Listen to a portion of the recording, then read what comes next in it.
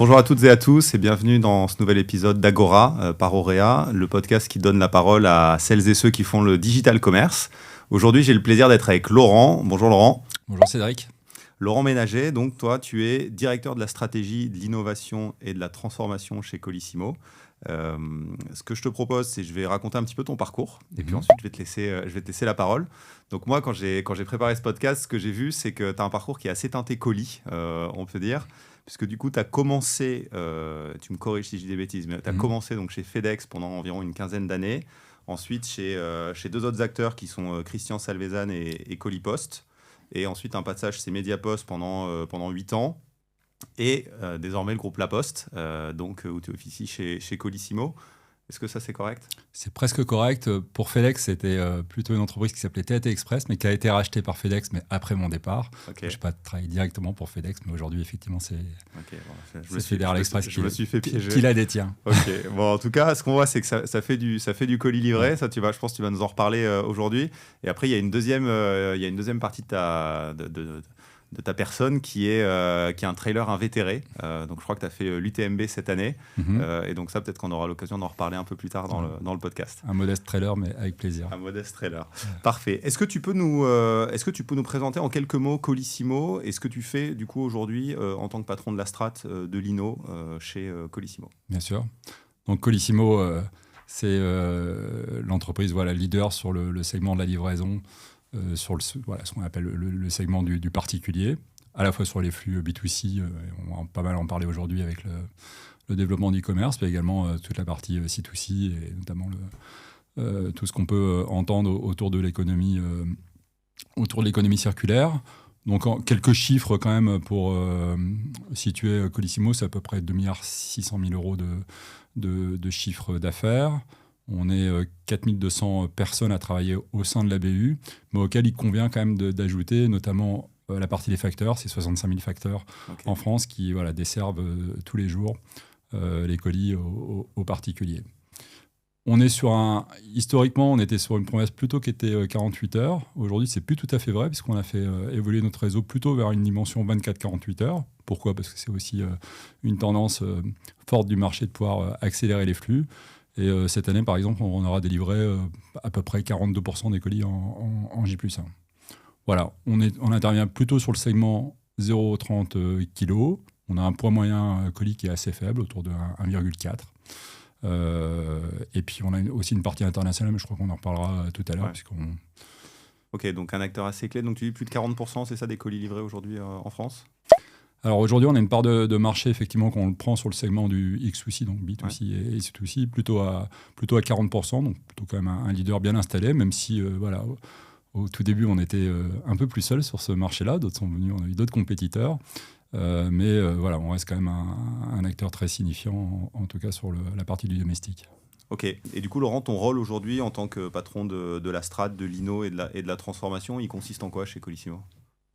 Il consiste déjà à pouvoir coordonner tous les travaux autour de notre projet stratégique. Et puis, on est dans on est dans une dimension qui est réellement planétaire pour le coup, avec des tendances aussi qui vont très vite. Donc, il y a un travail d'observation, quand même, d'étude de ces tendances-là, parce que nous, le but d'une stratégie, c'est de pouvoir répondre aux aspirations du marché et surtout à celles de nos clients. Ensuite, il y a un deuxième temps qui est la mise en œuvre de projets stratégiques. Donc là, on est plutôt effectivement dans la transformation. Comment on opère, avec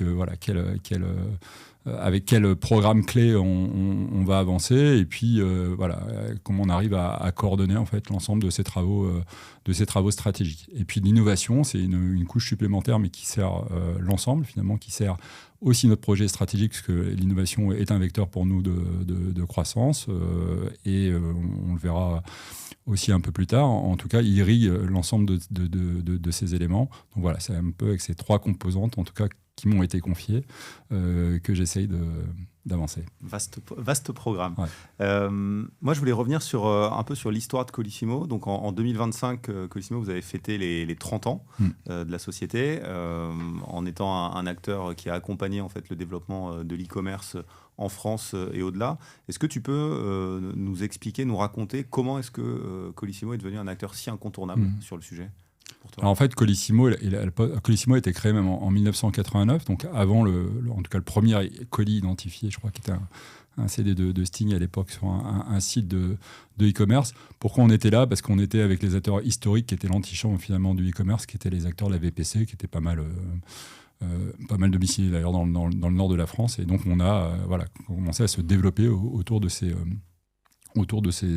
entreprises-là. Donc nous, on a été à la fois un témoin privilégié des évolutions, mais un acteur aussi, parce qu'on a essayé, en tout cas, de pouvoir donner un certain nombre d'impulsions sur ce marché.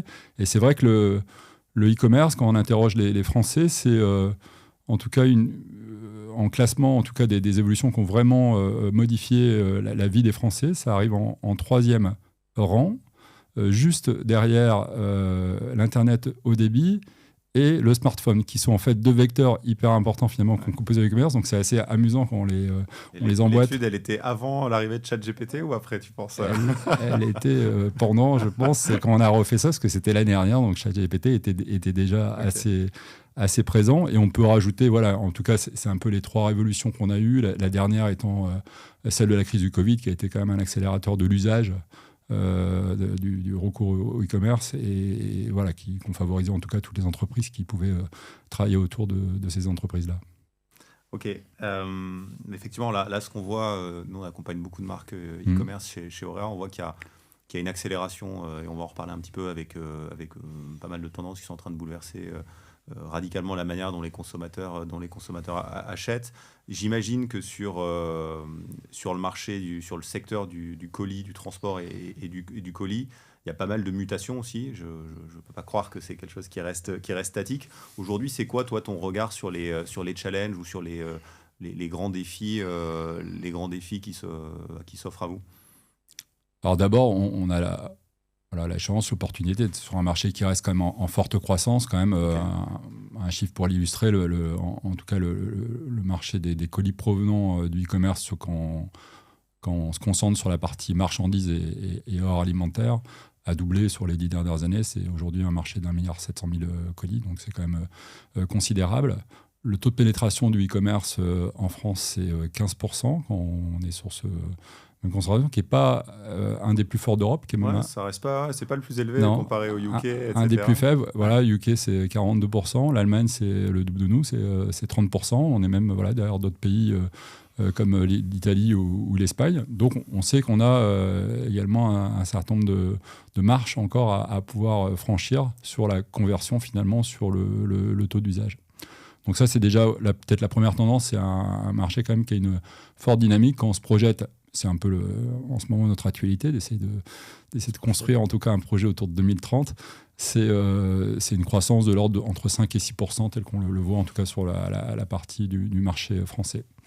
Ça, c'est le premier point. Le deuxième point, tu viens de le dire, c'est parallèlement à où se passe cette croissance. Et elle se passe beaucoup sur les grandes plateformes. Alors on avait historiquement l'acteur historique du e-commerce qui est Amazon, qui est toujours bien sûr très présent, mais depuis 4-5 ans, on en parlait énormément dans l'actualité en ce moment, c'est plus qu'une émergence, c'est une réalité aujourd'hui de la partie des plateformes asiatiques aussi, qui en tout cas se construisent un pôle extrêmement important. Donc on a une concentration, on estime à 2030 que finalement quand on cumulera les volumes qui proviennent d'Amazon et ceux qui proviennent de nos clients import Chine, ça sera plus de 50% du marché. Plus d'un colis sur 2 proviendra de ces grandes plateformes. Et là, que je comprenne, quand tu parles de concentration, ça veut dire que c'est pas tant la plateforme qui concentre les commandes, mais c'est aussi que ces plateformes deviennent des opérateurs. C'est ça qu'il y a derrière ou pas forcément? Alors ça sera la troisième tendance. Ce qu'on peut dire aussi que c'est où cette croissance s'opère et peut-être au détriment de qui, c'est un peu aussi quand même au détriment du middle market qui aujourd'hui en tout cas représente une part et demain encore un petit peu moins importante par rapport à la concurrence qu'elles peuvent avoir de la part de ces grandes plateformes. Et effectivement, après nous on a un phénomène qui est induit par cette concentration, c'est la volonté de certains de ces acteurs de remonter la chaîne de valeur. La chaîne de valeur, c'est nous, et c'est de pouvoir faire eux-mêmes de la distribution et du transport. Amazon c'est pas nouveau, puisqu'Amazon l'avait, en tout cas en France, un peu avant, je crois, aux États-Unis, mais en tout cas débuté en France dès 2015-2016. Avec FBA, Fulfilled by Amazon. Oui, et puis tout Amazon Logistique aussi, qui sont un réseau de distribution de leurs propres colis. On estime en France qu'ils internalisent un peu plus de la moitié à peu près des colis qu'ils produisent. Le reste, ils les remettent au marché beaucoup à Colissimo. Les Chinois ont des velléités aussi communes, soit de le faire parfois eux-mêmes, des acteurs plus récents comme JD.com par exemple, dans leur propre réseau de transport, et pour d'autres, plutôt d'utiliser des réseaux, mais des réseaux à connotation nationale, mais qui n'est pas la France, pour pouvoir en tout cas opérer cette distribution. Ce qui fait que finalement, quand on regarde cette croissance que je citais tout à l'heure de 5 ou 6%, elle va un peu se réduire, elle va plutôt être de l'ordre de 3%, parce qu'il y a une partie du marché qui est quelque part privatisé, il est internalisé, et on estime que ça peut monter à peu près à 30% quand même du marché adressable à l'horizon 2030. Donc c'est quand même un fait de marché qui est vraiment signifiant. Et effectivement, nous, ce qu'on voit beaucoup aujourd'hui, c'est que tu as une profondeur, une largeur et une profondeur d'offres en fait, sur ces plateformes, sur ces marketplaces, qui font qu'elles deviennent incontournables. Après, personnellement, moi, je pense qu'il y a une petite révolution en cours qui consiste on en reparlera peut-être tout à l'heure, qui est le commerce agentique, qui est du coup cette capacité demain, soit avoir des agents qui vont acheter, oui, qui vont aider à l'achat pour les consommateurs, soit, on va dire, des nouvelles plateformes comme ChatGPT, Gemini demain, qui vont permettre en fait d'acheter plus facilement. On va voir dans quelle mesure ils arrivent à désintermédier, les marketplaces. Donc ça va être à suivre de près, mais en tout cas, il y a une vraie adoption. Et il y avait une étude qui est sortie là, il y a quelques temps qui disait que déjà, en fait, les consommateurs recherchent sur ces plateformes-là vraiment des produits à acheter. Donc, ce n'est pas juste dans une logique informative, c'est vraiment dans une logique de je cherche des produits à acheter. Et donc, on va voir comment est-ce que les parcours d'achat sont complètement remaniés. Mais je pense que ça va nous promettre une année 2026 assez riche là-dessus en chamboulement. Il y a deux choses importantes, je pense, dans ce que tu dis. La croissance quand même de ces grandes plateformes se fait maintenant de manière majoritaire par le levier des marketplaces. C'est un sujet d'ailleurs d'actualité. On voit sur le contrôle des produits qui sont adressés au sein de ces plateformes. Et ça, c'est aussi pour nous un sujet en tout cas oui, on peut dire quand même de préoccupation, puisque ça aspire aussi du middle market qui finalement va venir vendre ses produits au sein de ces places de marché, qui derrière, sur lequel on n'a plus une relation qui est complètement directe, elle est intermédiaire. Et le deuxième point sur la partie des agents, alors nous, c'est effectivement une tendance qu'on a qualifiée plutôt en opportunité aussi, celle du social selling, mais finalement, est-ce que le social selling n'est qu'une étape ? On pense notamment à TikTok Shop. Aujourd'hui, ça serait à peu près 6% en tout cas du commerce en France. On dit déjà 17% au Royaume-Uni, on l'a vu, qui est un stade plus avancé que le nôtre. Mais demain, en tout cas par les agents, sur lesquels effectivement on cherche d'avoir des renseignements plus précis sur le choix d'un produit, de pouvoir effectivement en fait être un acteur en tout cas de la vente de ce même produit. En tout cas c'est probablement ce qui est écrit. Donc on voit que 2026 va pas être de tout repos. Du coup, par rapport à ces enjeux et ces grandes mutations marché là que tu nous as partagé, Laurent, comment est-ce que vous, chez Colissimo, vous positionnez ? Comment est-ce que vous allez adresser ces changements et ces bouleversements qui vont arriver massivement ? Bon, on a plusieurs points et des atouts dans notre manche aussi. Alors, sur l'aspect de l'internalisation, on peut quand même avoir des réponses par rapport à ça. Celles qu'on d'ailleurs opérées avec Amazon a plutôt bien fonctionné. En fait, c'est de proposer le meilleur rapport qualité-coût du marché, donc continuer sur l'accélération des flux à un très haut niveau de qualité. Aujourd'hui, on est à plus de 85% de qualité-service chez Colissimo, et de pouvoir finalement proposer un prix qui puisse finalement concurrencer aussi le modèle interne chez eux, et de dire est-ce que finalement on a vraiment intérêt à le faire nous-mêmes, puisqu'on a un opérateur, en tout cas en France, qui a des capacités de traitement qui sont signifiantes, et qui a un niveau de qualité-service et une proposition tarifaire qui finalement est convenable par rapport à ça. Donc c'est de les faire douter un petit peu sur le make or buy. Donc ça, c'est le premier point. Sur le deuxième point, c'est une tendance qu'on a un petit peu moins évoquée tout à l'heure, mais on a aussi une accélération, on y reviendra aussi sur la partie des modes de livraison, puisque historiquement, La Poste, Colissimo s'est construit sur la livraison à domicile. Et puis, on a vu émerger, il y a un petit peu plus d'une dizaine d'années maintenant, le développement d'un autre mode de livraison, qui est la livraison hors domicile. Dans un premier temps, chez les relais commerçants, cette modalité existe encore. Plus récemment, sur des réseaux de lockers et quelques alternatives qu'on peut aussi avoir. Et donc, là, on a une progression quand même assez forte du marché, puisque on est quasiment à 35% à peu près, en tout cas des colis livrés qui ont une modalité de livraison hors domicile versus le domicile, très tracté. Un colis sur 3 qui part en hors domicile chez des casiers au click and collect. Et on pense que ça peut monter à 40% d'ici à 2030. Pourquoi on le pense C'est qu'il y a 2 points qui le stimulent. Le premier, c'est quand même le poids de l'économie circulaire, et là pour le coup du C2C, qui a un mode de consommation très fort finalement du hors domicile. Quand on achète sur Vinted, sur le Bon Coin, c'est quand même beaucoup aussi avec des modes de livraison qui sont hors domicile. On a des paniers aussi qui sont plus bas, et donc la sensibilité au prix du transport est beaucoup plus forte. Et puis après, c'est aussi sur l'expérience client, puisque l'expérience en locker, donc c'est pas mal poussé aussi par certains acteurs du marché, comme Mondial Relais, parce que c'est des modèles qu'on portait, en tout cas, qui ont eu des preuves aussi notamment dans un certain nombre de pays de l'Est. Voilà, essayer de convertir aussi, en tout cas, les clients à pouvoir user davantage de ce mode de livraison. Et du coup, vous, chez Colissimo ou à La Poste, vous avez intégré une branche locker ? Ouais, il y a 10 ans, en fait, on a pris d'abord ce virage d'avoir, nous, en fait, et c'est un principe très important qui perdure aujourd'hui, c'est d'avoir la gamme d'offres la plus large possible du marché, puisqu'en fait, le client n'est pas monolithique. En fait, le client, et les enquêtes qu'on peut faire le prouvent, peut décider d'un certain nombre de cas parce qu'il est d'un mode de livraison domicile, parce que ça lui convient, il est chez lui, le colis rentre bien dans sa boîte aux lettres, etc. Et parfois a besoin aussi d'autres modes de livraison. Donc le but de Colissimo, c'est de pouvoir offrir l'ensemble de cette gamme. On a pris ce virage-là il y a 10 ans. On fait 15% de nos livraisons hors domicile, donc c'est pas le niveau du marché, mais c'est quand même important.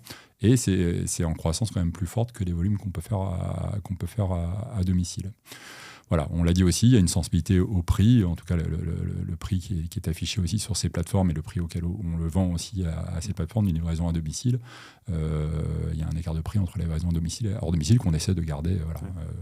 Et on voit d'autres acteurs qui vont là-dedans. Tu citais l'économie circulaire tout à l'heure, par exemple Vinted, qui aujourd'hui équipe un certain nombre de points de vente. Je pense par exemple à des pressings du groupe 5 à sec, les équipes avec des consignes pour justement permettre et faciliter le retour des produits. Donc il y a aussi le côté convenience, je trouve, qui est offert au-delà de l'aspect prix, avec ces lockers ou ces casiers.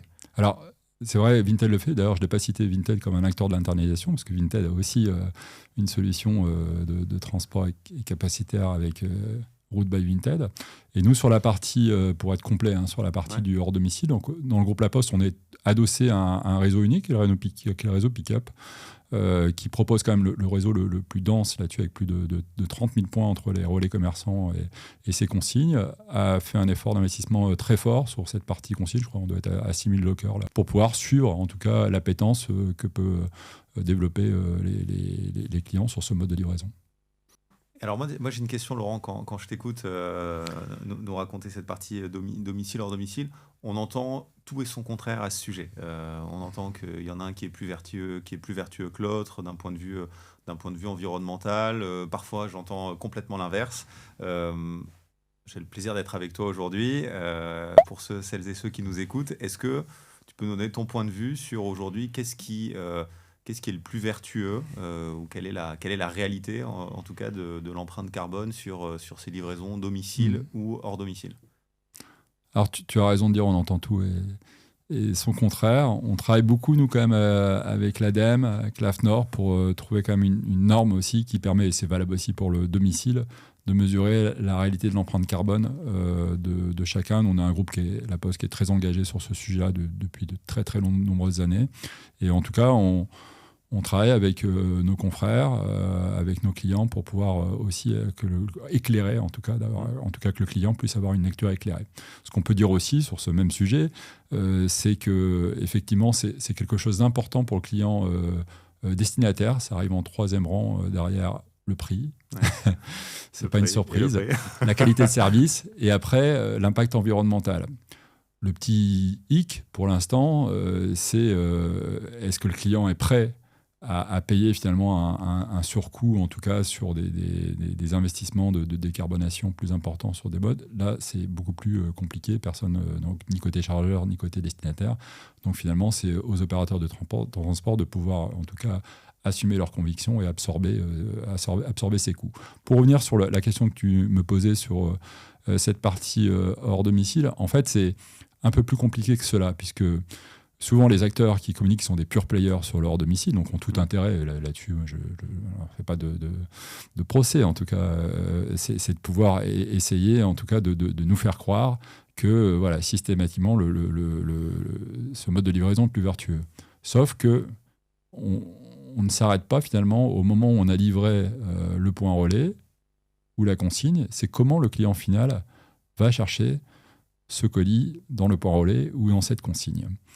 En fait, les deux modes de réception du colis qui seraient plus performants que la livraison à domicile, c'est d'aller le chercher en mode piéton ou en vélo. Tous les autres modes là-dessus, qui sont plutôt thermiques et qui vont faire un détour pour aller chercher ce colis, sont plus défavorables à la livraison hors domicile que la performance qu'on peut avoir. J'y reviens tout à l'heure, nous c'est 280 grammes par colis livré à domicile. Et donc, il y a 9 clients sur 10 qui fait une livraison hors domicile qui va le chercher finalement avec un détour spécial et pas dans les modes doux que j'ai décrits. Donc tu as un client sur 10 qui va chercher en fait, son colis en casier.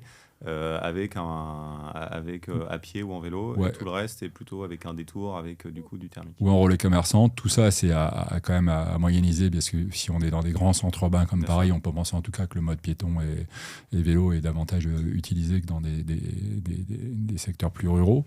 Mais oui, la réalité c'est là. Et nous, c'est pas d'opposer ça, parce que finalement, nous, c'est plutôt de le mettre sur l'angle de l'expérience client. On a parfois besoin, j'ai besoin d'aller chercher un colis sur une version hors domicile, parce que voilà, on sait qu'on n'est pas là pendant une semaine, que c'est pas pratique d'aller chercher dans un casier, c'est pas ça le sujet. Mais en tout cas, sur ceux qui en font des arguments environnementaux, il y a quelques idées reçues là qui viennent de s'éclaircir là, aujourd'hui. Mais alors du coup, sur la livraison à domicile, c'est quoi aujourd'hui l'impact écologique ? Est-ce qu'on est bien ? Est-ce qu'on est au milieu du chemin ? Est-ce qu'on est arrivé ? Est-ce que toutes les livraisons sont vertes ? Aujourd'hui, c'est quoi l'impact dans les livraisons ? Bon, il y a pas mal de choses à dire sur ce sujet-là. D'abord, il est important pour nous. Je l'ai dit tout à l'heure, 85% quand même de notre distribution, c'est la livraison à domicile. C'est le mode de livraison quand même qui est plébiscité par les Français. On a fait énormément d'efforts sur ce sujet-là. Aujourd'hui, on est à 280 grammes de colis par colis livré. On a divisé par 2 cette empreinte en 10 ans. Donc on a fait des efforts considérables dans un premier temps sur ce qu'on appelle le dernier kilomètre. Le but c'était de décarboner nos centres-villes, de les apaiser aussi, parce que quand on passe sur des modes de livraison, quand on passe d'un véhicule thermique à un vélo cargo ou à un véhicule électrique, c'est sûr. Oui, ça fait moins de bruit, c'est moins d'émissions aussi. Donc tout ça, on joue un rôle important sur l'apaisement de ces métropoles. On est à Paris aujourd'hui. Paris, fin 2023, on est à 100% de livraisons qui sont en faible émission. Donc c'est soit de l'électrique, soit des vélos cargo. Tu as 100% des livraisons à Paris qui sont aujourd'hui en mobilité douce. Oui, on s'était mis un challenge. Moi, à l'époque, j'étais aux opérations sur Paris aussi, par rapport à l'échéance des Jeux Olympiques, sur lequel on voulait être extrêmement vertueux par rapport à cet événement. Et ils l'ont fait. Sur le Grand Paris, on est très très proche de la cible de 100%. Et quand on prend les 22 métropoles, Aujourd'hui, on doit être à peu près à 85% en fin d'année, ce qui est quand même des efforts considérables sur la mutation de notre parc, sur le fait de changer aussi nos modes d'organisation. Quand on passe un vélo cargo, d'un 12 mètres cubes, un vélo cargo, c'est pas tout à fait pareil, c'est des organisations aussi différentes. Donc on croit beaucoup à ça. On rappelle, la livraison à domicile, c'est aussi le transport en commun de la petite marchandise. Là-dessus, on arrive à regrouper beaucoup de points de livraison dans un même véhicule. Et comme on est l'opérateur qui avons le plus de colis, et donc on a en tout cas un effet de concentration qui est quand même très intéressant. Okay. Et donc c'est quoi l'ambition aujourd'hui RSE de Colissimo, sachant que vous avez déjà atteint donc un certain nombre de paliers et que vous avez mené pas mal d'actions. C'est quoi aujourd'hui la prochaine cible, le prochain challenge? Alors le prochain challenge, c'est de pouvoir vraiment, là on a parlé beaucoup des derniers kilomètres, de pouvoir décarboner de manière aussi assez massive sur toutes les liaisons longue distance. On ne l'a pas fait dans un premier temps parce que ces technologies n'étaient pas non plus complètement matures.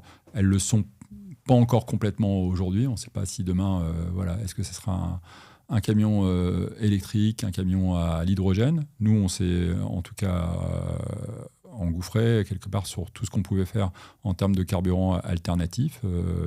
Aujourd'hui, c'est plus de 14 millions de kilomètres qui sont réalisés sur ces modes-là qui permettent, je crois, de diminuer de l'ordre de 70% quand même par rapport à une énergie de type diesel. C'est colossal. C'est colossal. Ce qu'on a fait aussi, on en parlera peut-être aussi sur le volet industriel, mais c'est qu'on a converti notre réseau avec des caisses mobiles et un mode de chargement qui est un chargement vrac. Quand on dit ça, c'est qu'auparavant, effectivement, on était plutôt avec des unités de transport, des sortes de rôles sur lesquels on mettait des colis, on les rentrait dans les véhicules, et donc il y avait une déperdition assez importante finalement sur la partie volume sur laquelle on n'occupait pas 100% de ses capacités. Le fait de passer en mode vrac, on a pu augmenter notre taux de remplissage de 30%, mais c'est 30% de moins de camions sur la route qu'on a pu enlever, et c'est 30% de moins d'émissions directes qui sont produites. Donc ça nous a également beaucoup aidé. Ok, donc là en termes de décarbonation, vous avez clairement passé la seconde.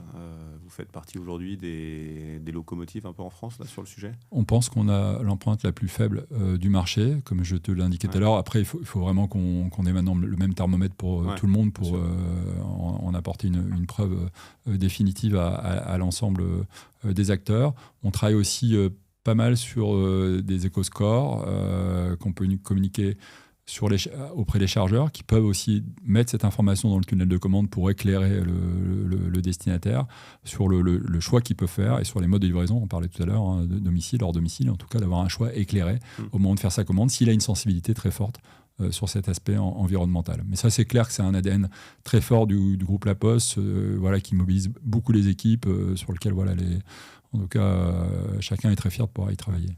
Et on le voit fleurir là, sur certaines plateformes. Il y a même quelques semaines, il y a une des grandes marketplaces qui a justement augmenté le niveau de discours au niveau des choix de livraison, avec au niveau de l'emballage, au niveau de la durée de livraison, pour justement donner le choix aux consommateurs de pouvoir s'engager ou non à accepter une livraison peut-être plus tardive ou un peu différente pour avoir une livraison qui est plus bénéfique pour l'environnement. Ouais, je l'ai vu aussi, c'est très intéressant. C'est des fois des acteurs avec lesquels d'ailleurs on travaille directement ces sujets-là. Tu parlais de l'emballage aussi, c'est un sujet important qu'on oublie souvent quand même dans le e-commerce, puisque quand on observe le cycle de vie complet un colis, l'emballage pèse assez fortement.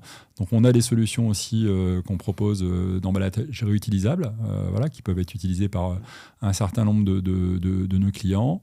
On a, nous, des projets en innovation aussi, de réutilisation du carton pour pouvoir fabriquer des cartons de seconde main. On a un petit projet qui s'appelle Reverso, avec Thibaut, qui nous tient fortement à cœur.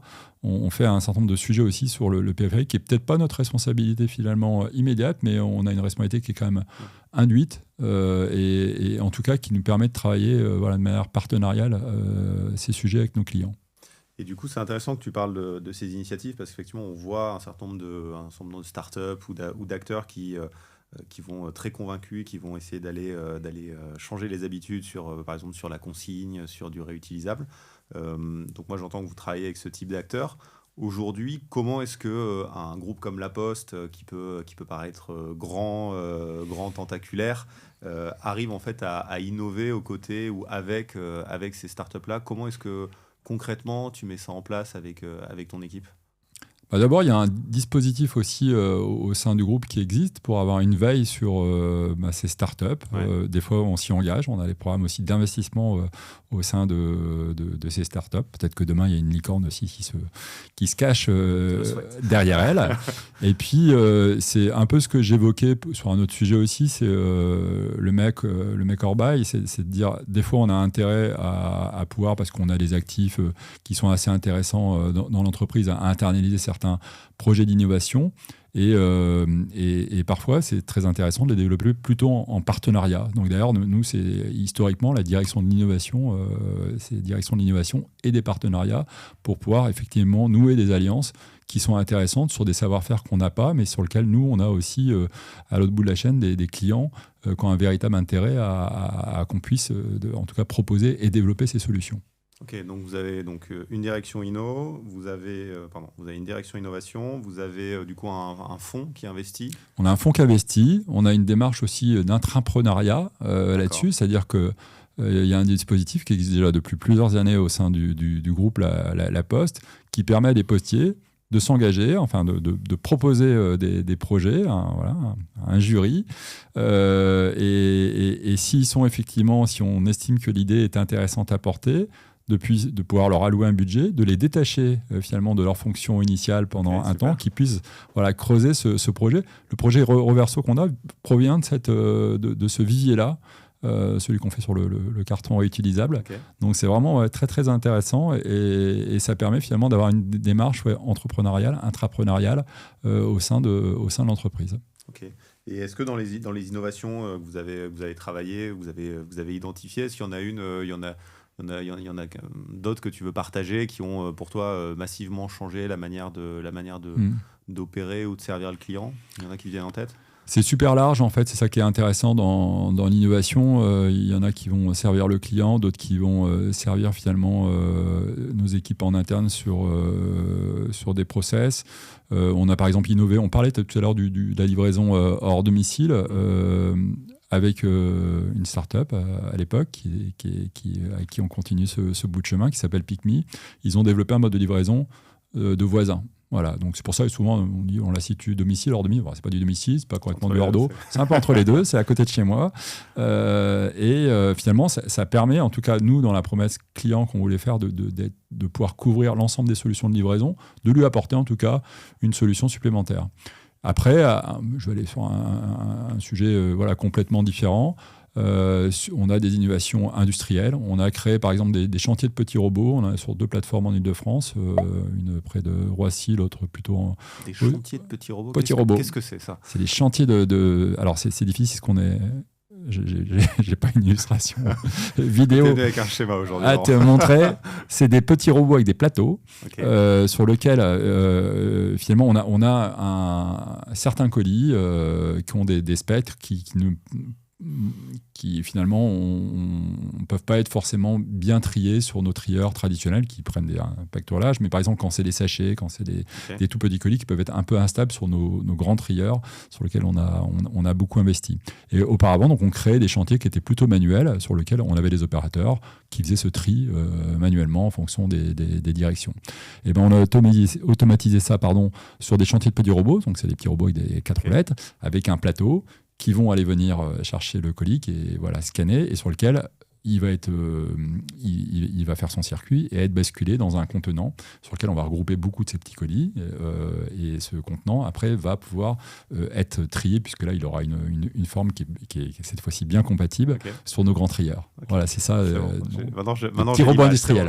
Mais c'est très intéressant à voir. C'est un petit Pac-Man. Ok. Donc ça c'est l'innovation qui vous permet vous d'aller plus vite sur certains sujets, de ne pas avoir tout à faire en interne et du coup d'aller chercher soit des nouveaux services, soit des nouveaux usages. Oui, c'est vraiment sur l'ensemble. Je vais reprendre un 3e exemple parce que c'est intéressant. Là, je parlais d'innovation industrielle. Ouais.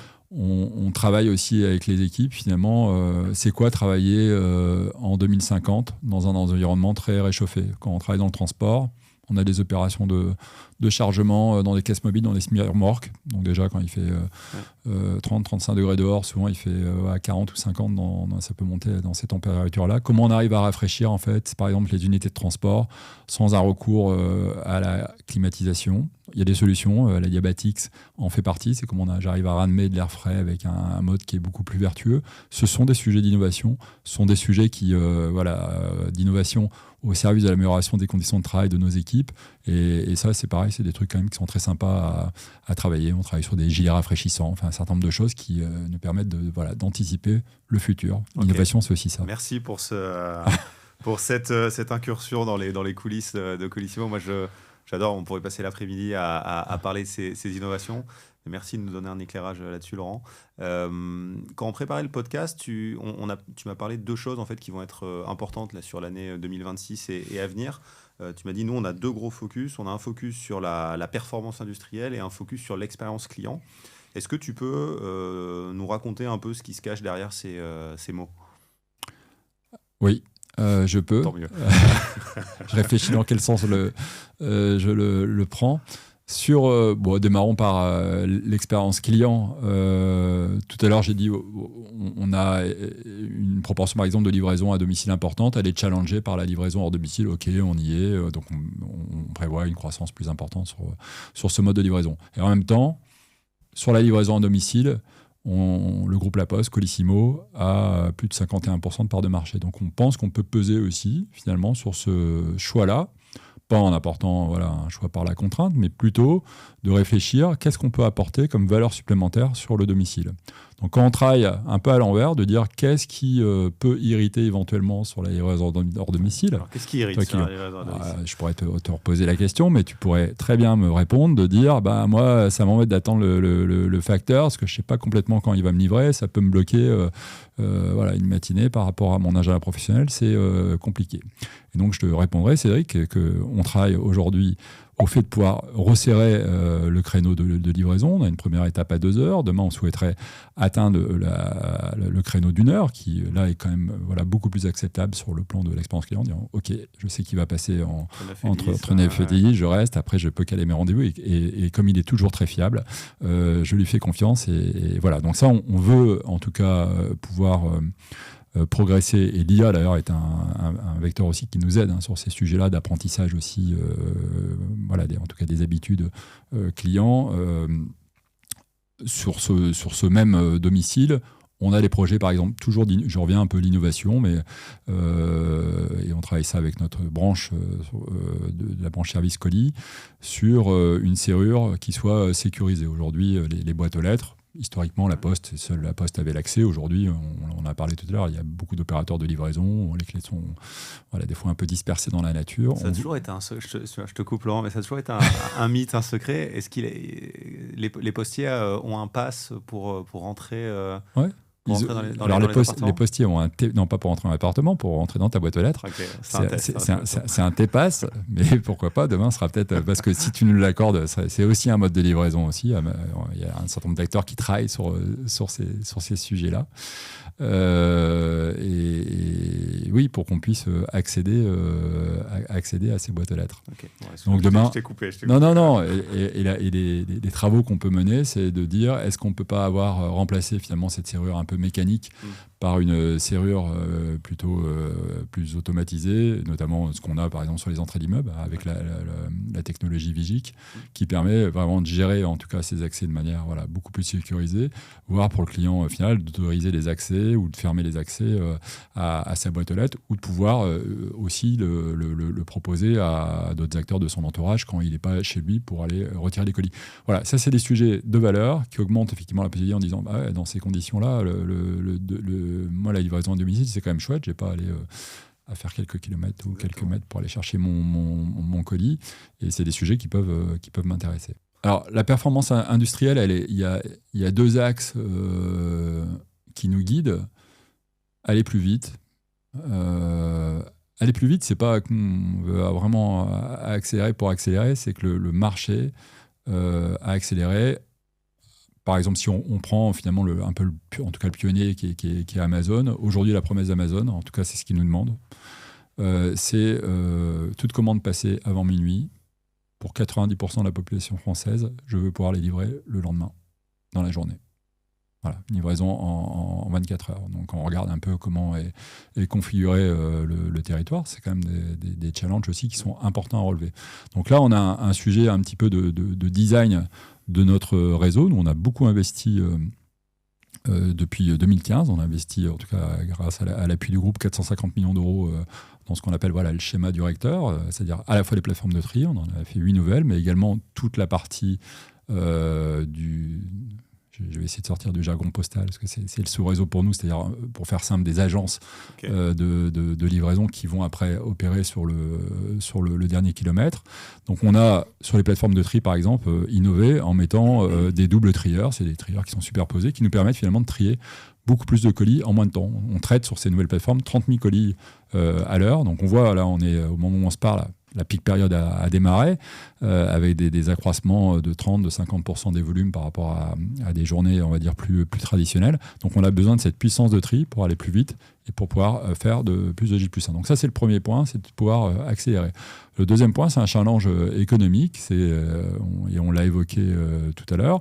On peut être intermédiaire, on peut avoir des clients qui peuvent être tentés de faire, en tout cas des grandes plateformes qui peuvent être tentées de faire la livraison eux-mêmes. On est challengé aussi sur le différentiel de prix entre le domicile et le hors domicile. Et donc, nous, il faut toujours pouvoir proposer le meilleur rapport qualité-coût. Donc, on a un sujet d'efficience un peu permanente, c'était le but aussi de ces investissements, mais également dans l'organisation, de trouver les meilleures solutions qui permettent à la fois de garantir un très haut niveau de qualité, mais également un prix qui soit conforme à l'attente de nos clients. Et je reviens du coup juste sur le premier point qui est la vitesse de livraison. Aujourd'hui, c'est une tendance qui continue pour toi à se développer, ce besoin d'immédiateté ou de livraison à J+1. Je pense que tu en as peut-être fait l'expérience aussi. Des fois, tu as pu lâcher dans ton panier quand tu avais effectivement de la livraison un produit au profit d'un autre par rapport à ce délai. Des fois, on n'en a pas besoin, mais souvent, quand même, maintenant, en tout cas, c'est quand même une norme de vouloir, en tout cas, le produit rapidement chez soi. Donc, je pense qu'il y a une question, est-ce qu'il y a un retour en arrière sur ce sujet-là ? C'est un peu ma question. On ne pense pas. Il y a des sujets après...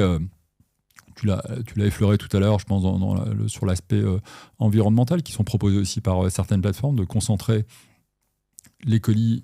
Finalement, je fais plusieurs commandes. On n'a pas parlé d'ailleurs de l'évolution de ce marché-là, mais le nombre de colis reçus en moyenne par an par les Français, c'est 29. Donc on voit 29, c'est un... Voilà, 29 colis par an par Français ? Oui. C'est la moyenne. Donc il y en a que c'est beaucoup plus, des gros consommateurs, des e-commerce, d'autres c'est beaucoup moins. Et il y a à peu près 90% aujourd'hui des Français qui consomment sur le e-commerce. Donc finalement, c'est devenu quand même aujourd'hui un usage très important. Donc on peut avoir des sujets aussi, certains qui peuvent être effectivement en disant moi ça m'arrange parce que je suis là tous les mercredis, j'ai pas besoin d'avoir mon colis avant, donc regrouper mes commandes et mes livraisons sur le même jour. Certains le font. Voilà, donc c'est des sujets qu'on va regarder aussi, qui s'ils sont importants, on y travaillera. Et du coup, je reviens, ça me donne plein de questions, ce que tu me racontes, Laurent. Quand on parle d'expérience client, du coup, tu nous as parlé d'expérience client du point de vue du consommateur, donc comment lui donner envie on va dire, d'utiliser les services, par exemple, de livraison à domicile au profit d'autres modes de livraison. Mais pour les e-commerçants, aujourd'hui, comment est-ce que vous les accompagnez ? Comment est-ce que vous les aidez en fait, à être meilleurs par rapport à d'autres acteurs? Ça va être quoi, vous, vos axes, vos points forts vous allez pouvoir proposer? En fait, Colissimo, c'est aussi finalement notre capacité à travailler à la fois. C'est vrai qu'on a parlé beaucoup des très grandes plateformes, mais il y a également la petite start-up qui démarre dans son garage avec quelques colis par jour. Et nous, on s'est adressé l'ensemble de ce marché. On s'est parlé, on a les solutions pour les hypercomptes, mais le but, finalement, quand on développe, quand par exemple on améliore notre délai de livraison en augmentant le J+1, donc j'ai dit 42% aujourd'hui, ça pourrait être à un horizon 2030 70%, donc un réseau qui serait majoritairement lié en J+1. On le fait, oui, à la demande des grandes plateformes, mais elle bénéficie aussi aux plus petits, sur lesquels finalement ces services un peu prime, reprendre un terme usuel dans ce milieu, pourraient en fait et peuvent bénéficier aussi à l'entreprise qui se crée. Ok. Et du coup, vous avez des services parce que nous, on a pas mal d'e-commerçants du coup qui nous écoutent aujourd'hui. Ouais. Est-ce qu'il y a, vous avez un certain nombre de services ou en tout cas des projets pour on va dire, augmenter l'expérience de livraison ou pour, on va dire, enrichir l'expérience que va offrir l'e-commerçant à ses consommateurs? Je pense par exemple à de la personnalisation, du co-branding, de l'asilage, colis, ce genre de choses. Est-ce qu'aujourd'hui, c'est des sujets sur lesquels vous travaillez ou sur lesquels vous avez déjà travaillé? Comment tu te places là-dessus, toi? Non, on y travaille. Par exemple, la notification, c'est un très bon exemple là-dessus. On a développé, et c'est assez récent, des notifications personnalisées avec le branding du client et celui de Colissimo qui permet de notifier au client l'arrivée de son colis ou l'arrivée présumée de son colis. Donc c'est assez intéressant là-dessus parce qu'à la fois ça ancre bien la marque, ça ancre aussi bien nous le mode de livraison. Hein. Ce qu'on n'aime pas, c'est intervenir ce qu'on appelle un petit peu en marque blanche. Hein. Des fois sur les plateformes, on n'est pas, c'est nous, mais les gens ne le savent pas. Et voilà, et c'est un peu ce couple-là, en tout cas, qu'on essaye de développer avec les clients. Nous, notre intérêt, c'est que nos clients se développent, parce que demain, on traitera aussi plus de colis avec eux. Donc, c'est de leur offrir ce maximum de solutions. Ok. Et du coup, ces clients qui se développent, aujourd'hui, alors, Amazon l'a beaucoup amené où en fait la notion de frontière en fait existait, a commencé à s'estomper avec Amazon qui parlait de EU3, EU5, EU7, où en fait ils considéraient l'Europe comme une zone en fait, comme une zone de 3, 5, 7 pays et maintenant plus. Du coup aujourd'hui, et les technologies accompagnent ça, le terrain de jeu des e-commerçants en Europe devient de plus en plus européen et pas juste local. Aujourd'hui, vous avez capacité à accompagner les e-commerçants au-delà de la France? Oui, alors déjà, c'est vrai qu'on a des plateformes qui arrivent d'un peu partout en Europe, qui injectent aussi dans nos plateformes en France. Parfois, c'est nous qui pouvons aller en chercher dans des pays frontaliers de type Espagne, Italie, Belgique, ces colis-là pour les injecter après sur nos plateformes. Donc, il y a une phase quand même import qui est importante. Puis aussi toute la partie import Chine sur laquelle dans le groupe, on a un certain nombre de solutions. Après, sur l'international, oui, c'est plus de 223 destinations. Donc, on a à peu près 10 millions de colis par an sur l'export, avec une dominante quand même, je crois, de l'ordre de 80% qui est européenne, le reste étant sur... Donc ça pèse quoi à peu près l'international? Parce que j'ai pas en fait, tout le nombre de colis, mais à peu près l'international, c'est quoi? En volume, c'est moins de 10%, mais Okay. par contre, en revenu, c'est forcément plus fort. Donc voilà, c'est aussi dans cet angle-là. Et puis, tu me posais la question de ce qu'on pouvait apporter à nos clients, c'est-à-dire qu'avec le même camion aussi sur lequel on vient collecter ses colis chez lui, il peut nous confier ses colis à domicile, s'il a quelques colis hors domicile, s'il a des colis à l'export, s'il a de l'outre-mer, Colissimo va prendre l'ensemble de ces vecteurs. Okay. Donc très concrètement, ça veut dire que tu as un e-commerçant français qui nous écoute, qui aujourd'hui a ses produits qui sont stockés en France, il veut servir des pays européens. Ça, Colissimo peut l'accompagner là-dessus? Oui, on peut le faire. On peut rappeler aussi que l'activité internationale du colis à la poste, c'est très important. C'est plus de 15 milliards d'euros. C'est sous l'égide de Géopost. Ouais. Et notamment en Europe, du réseau DPD, qui nous permet finalement d'être souvent premier ou numéro 2 selon les pays. Donc on a un des acteurs en tout cas très très important et on est adossé à ces réseaux-là pour arriver à proposer les meilleures solutions de livraison sur l'ensemble de ces pays. Ok. Donc là, ça va être les autres marques, du groupe qui peuvent, par exemple, pour la partie, pour des entrepôts qui seraient à l'étranger, pour livrer d'autres pays d'Europe, ça va être... Oui, mais ce qui est assez classique dans l'international. De toute façon, c'est souvent effectivement des aspects, notamment dans le transfrontalier, sur lequel c'est des accords avec un partenaire local. Okay. Nous, c'est beaucoup quand même des partenaires qui sont logés au sein du groupe La Poste. Ça facilite et je pense que c'est une réponse aussi qui peut sécuriser les clients parce qu'on a quand même des moyens d'agir sur l'aspect qualitatif qui sont plus directs, mais qui nous permettent de faire ça. Alors moi, je voudrais ouvrir un nouveau sujet, Laurent, dont on a parlé au début, qui est l'IA. Donc 2025, ça a été une année qui a été extrêmement riche en termes d'annonces. Il y a eu notamment une très grosse annonce entre OpenAI et Shopify qui vise en fait à pouvoir faire des achats dans le chat GPT demain pour les consommateurs. Donc ça, c'est déjà live aux US et c'est en train d'arriver en Europe.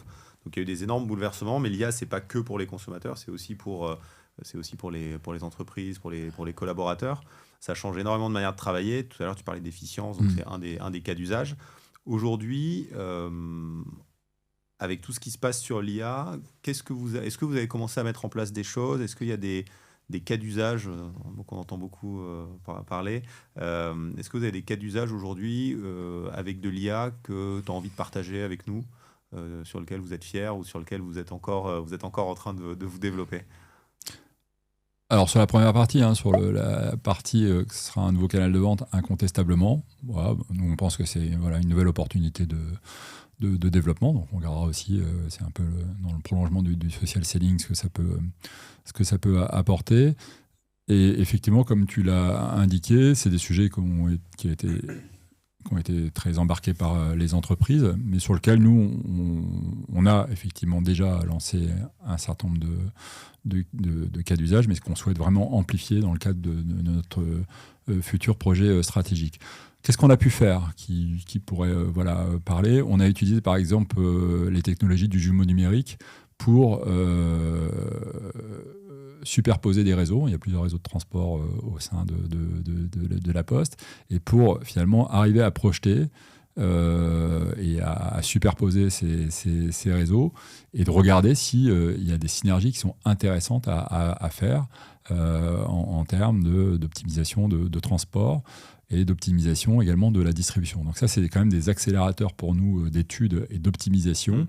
Et on l'a vu, juste avant, le sujet de la compétitivité, il est extrêmement important. Là, c'est pas un petit cas d'usage périphérique. Là, on est cœur business. On est sur le cœur business. On a aujourd'hui, et ça fait déjà maintenant plus de 2 ans, en tout cas dans les fonctionnalités de tri de nos plateformes, il y a un recours à l'IA.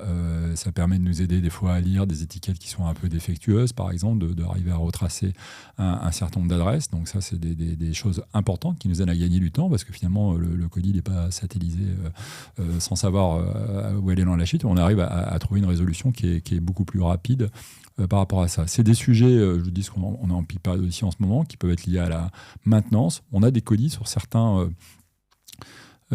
trieurs qui descendront jamais dans une chute, parce qu'en fait c'est des colis qui sont captés, qui sont bourrés de capteurs et qui permettent de voir finalement si le trieur il est dans les bonnes normes, il n'y a pas de déformation spécifique, il est à la bonne vitesse, qui nous permet de contrôler et d'anticiper finalement des pannes qu'on pourrait avoir sur ce volet industriel avec une maintenance qui est préventive. Voilà, ça c'est des choses quand même qui sont, par exemple, qui ont été déployées sur cette peak période de cette année.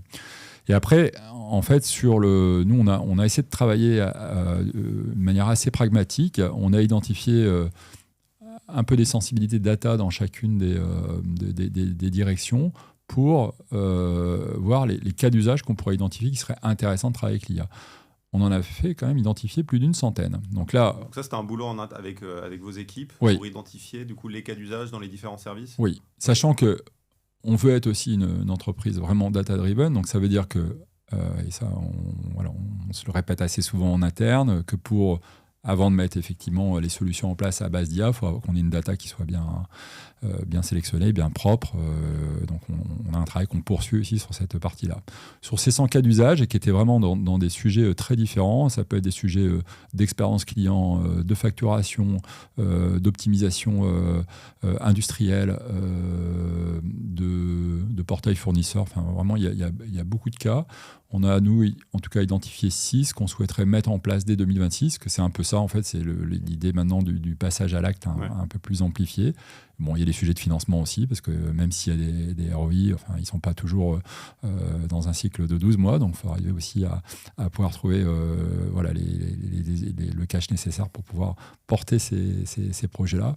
Mais on a une volonté, oui, très, très, très forte de pouvoir s'appuyer sur ces technologies pour accélérer un certain nombre de développements, de transformations et aussi la satisfaction que ça peut apporter à nos clients et à nos équipes aussi. On travaille tous maintenant, et donc on a fait un gros travail de formation interne et on a doté les équipes d'outils qui leur permettent d'optimiser aussi leur travail, de gagner du temps sur un certain nombre de tâches. Et aujourd'hui, pour les marques qui nous écoutent, qui n'ont peut-être pas encore commencé ou qui sont juste au début du chemin de la mise en place de l'IA, est-ce que toi, il y a des choses que tu veux partager sur soit des conseils, soit des pièges dans lesquels vous êtes tombés ou des trucs qui peuvent permettre d'y arriver plus facilement ou mieux?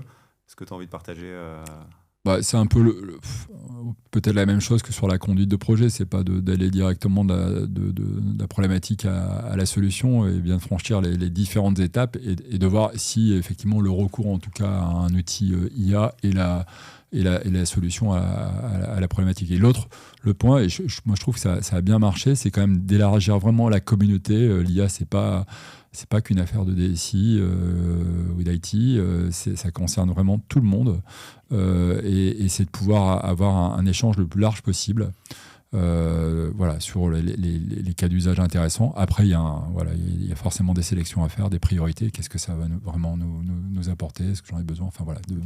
Parce qu'on ne pourra pas tout faire non plus et tout développer en même temps. Donc, comment on arrive à rester focus sur ces priorités? Donc, j'entends 3 conseils. Le premier, c'est ne pas se dire que l'IA va tout changer et de mettre de l'IA à tout prix. C'est de s'assurer que ça répond à un vrai besoin. 2, c'est pas d'avoir juste quelques individus, mais d'avoir une communauté assez élargie. Et troisièmement, tu disais arriver à prioriser donc on va dire les cas d'usage à plus fort impact, à plus forte valeur pour la boîte. Mais c'est vraiment un gros levier. Sur on pense notamment sur la partie de l'expérience client. On a beaucoup de choses à pouvoir tirer aussi de cette technologie. Moi, je voulais terminer ce podcast, Laurent, avec une question plus personnelle. Donc, quand on a préparé ce podcast, j'ai fait quelques recherches sur toi et je suis tombé sur une vidéo de toi en train de faire l'Ultra Trail du Mont Blanc.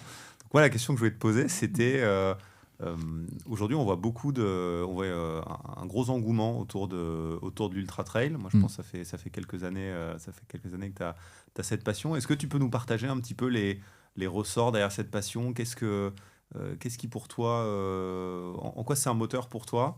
Et moi, j'aimerais bien aussi comprendre de ton point de vue, qu'est-ce qui fait qu'aujourd'hui, il y a un tel engouement sur ce sport qui est assez extrême aussi, que je ne pratique pas personnellement. Je profite que tu sois là pour te poser ces questions-là. Alors, je confirme l'engouement, parce que dans ce que je peux lire et je peux voir sur les prises de dossard, aujourd'hui, des fois, on avait 6 mois pour prendre un dossard sur une course. Maintenant, c'est des dossards qui partent en une journée. Ce qui pose quelques questions aussi sur l'impact environnemental qu'on peut avoir, parce que là, pour le coup, c'est un sport de nature. En tout cas, c'est courir en montagne. Moi, j'ai démarré ça il y a en tout cas une dizaine d'années par une opportunité. À l'époque, j'habitais Grenoble et j'ai toujours bien aimé la montagne, mais j'ai commencé à m'intéresser à ça. Et puis on démarre sur une course, une autre. On allonge un petit peu les distances. Et puis moi, j'avais toujours été quand même un intérêt fort sur les sports d'endurance, en fait. Je faisais aussi pas mal de vélo, en tout cas, parce que ça c'est personnel ce que je dis, mais ça nous fait rentrer dans une dimension un peu inconnue, parce que quand on court, en tout cas moi j'ai dit un coureur modeste, j'ai mis 46 heures pour le boucler, ce tour du Mont Blanc, mais je suis fier de l'avoir terminé, et donc en fait on n'a jamais l'expérience de passer 2 jours de nuit en montagne sans quasiment dormir, et donc c'est finalement moi l'interaction entre la tête, le cœur, le corps qui m'intéresse, parce qu'on passe dans ce type d'événements par des hauts, par des bas, et puis d'aller quand même au bout de ce projet. Donc moi, j'aimerais 10 ans, mais cette course-là, en même temps, je l'avais découvert au travers d'un film, et j'ai dit, ce serait chouette si un jour j'arrivais à prendre le départ. Et moi j'avais déjà réussi à avoir un dossard en 2021, ce qui n'est pas facile aussi non plus, rien que pour être au départ. Je l'avais abandonné, je m'en étais voulu d'avoir abandonné aussi, parce que je pensais que je pouvais aller plus loin, mais en même temps j'avais beaucoup appris, et en fait j'ai mis quand même j'ai mis 4 ans pour arriver à retourner à avoir un dossard, et cette année j'ai été au bout, j'ai fini un petit peu tout juste dans les délais, mais c'était le but, c'était mon objectif, c'était de terminer, donc c'est top. Et qu'est-ce qui a été le plus dur pour toi là dans cette course? C'est quoi? C'est de tenir la distance? C'est l'effort physique, alors, cette course-là, cette année, on a eu je ne sais pas si c'est de la chance, mais en tout cas, il y a eu de la neige. Toute la première nuit, on le savait avant de partir, donc il y a un petit phénomène d'angoisse. On dit, ouais, mais ça va être encore un peu plus dur que les années normales où il fait un peu meilleur. Donc il fallait passer cette première nuit. Bon, ça, je m'y étais préparé, mais c'était quand même assez dantesque. Et puis, non, après, ça passe, c'est marrant, la notion du temps, ça passe très vite.